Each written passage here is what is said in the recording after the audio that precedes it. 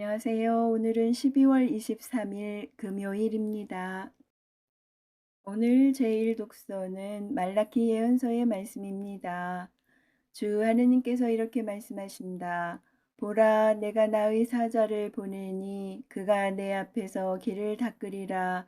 너희가 찾던 주님, 그가 호련히 자기 성전으로 오리라. 너희가 좋아하는 계약의 사자, 보라, 그가 온다. 만군의 주님께서 말씀하신다. 그가 오는 날을 누가 견디어내며 그가 나타날 때에 누가 버티고 서 있을 수 있겠느냐. 그는 재련사의 불 같고 염색공의 잿물 같으리라. 그는 은재련사와 정련사처럼 앉아 레위의 자손들을 깨끗하게 하고 그들을 금과 은으로 정련하여 주님에게 의로운 제물을 바치게 하리라. 그러면 유다와 예루살렘의 제물이 옛날처럼 지난날처럼 주님 마음에 들리라. 보라, 주님의 크고 두려운 날이 오기 전에 내가 너희에게 엘리야 예언자를 보내리라. 그가 부모의 마음을 자녀에게 돌리고 자녀의 마음을 부모에게 돌리리라. 그래야 내가 와서 이 땅을 파멸로 내치지 않으리라. 주님의 말씀입니다. 하느님 감사합니다. 이어서 루카 복음입니다. 엘리사벳은 해산달이 차서 아들을 낳았다. 이웃과 친척들은 주님께서 엘리사벳에게 큰 자비를 베푸셨다는 것을 듣고 그와 함께 기뻐하였다. 여드레째 되는 날 그들은 아기의 할례식에 갔다가 아버지의 이름을 따서 아기를 지카르야라고 부르려 하였다. 그러나 아기 어머니는 안 됩니다. 요한이라고 불러야 합니다. 하고 말하였다.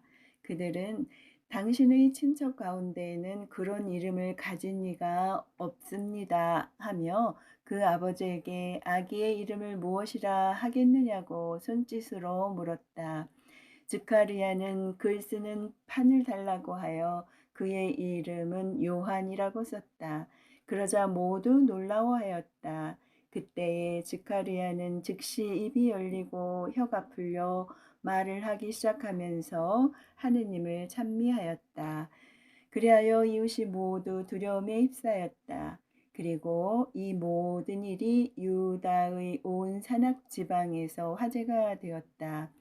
소문을 들은 이들은 모두 그것을 마음에 새기며 이 아이가 대체 무엇이 될 것인가 하고 말하였다. 정녕 주님의 손길이 그를 보살피고 계셨던 것이다. 주님의 말씀입니다. 그리스도님 찬미합니다.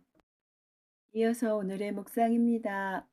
오늘 복음은 세례자 요한의 탄생 예고 이야기에 이어서 읽어볼 수 있습니다. 특별히 루카 복음 1장 57절에서 58절이 전하는 세례자 요한의 탄생 사건은 천사를 통한 탄생 예고와 잉태 보도를 전제하기 때문입니다. 엘리사벳이 세례자 요한을 잉태한 뒤 9달이 지났음을 알 수 있는 증거들은 아기의 탄생을 예고하고 있습니다. 오늘 복음에서 세례자 요한의 탄생에 대한 보도는 짧습니다. 오히려 새로 태어난 아기의 이름을 둘러싼 논쟁이 이야기의 중심에 있습니다. 이웃과 친척들은 아버지의 이름을 따서 즈카리아라고 부르려고 하였습니다. 아버지 또는 할아버지의 이름을 따서 아기의 이름을 붙이는 것은 그 시대의 사회적 관습이었습니다. 그러나 아기 어머니 엘리사벳과 아버지 즈카리아는 요한으로 불러야 한다고 주장하였습니다. 요한은 천사가 알려준 이름이었기 때문입니다. 하느님 말씀과 사회 규범 사이의 충돌은 하느님 말씀에 순종함으로써 풀립니다.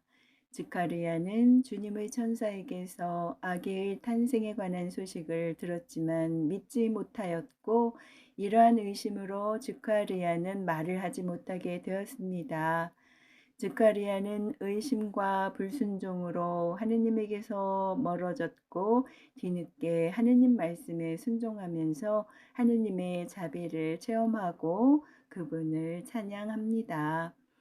이렇게 세리자 요한의 아버지 스가랴는 하느님을 마주하는 두 가지 태도를 보여줍니다. 이 상반된 모습을 바라보면서 우리는 저마다 과거에서 현재로 변화하기로 결심해야 합니다. 하느님을 의심하고 믿지 못하는 모습을 버리고 그분의 말씀을 듣고 순종하면서 우리를 찾아오시는 아기 예수님을 기다립시다.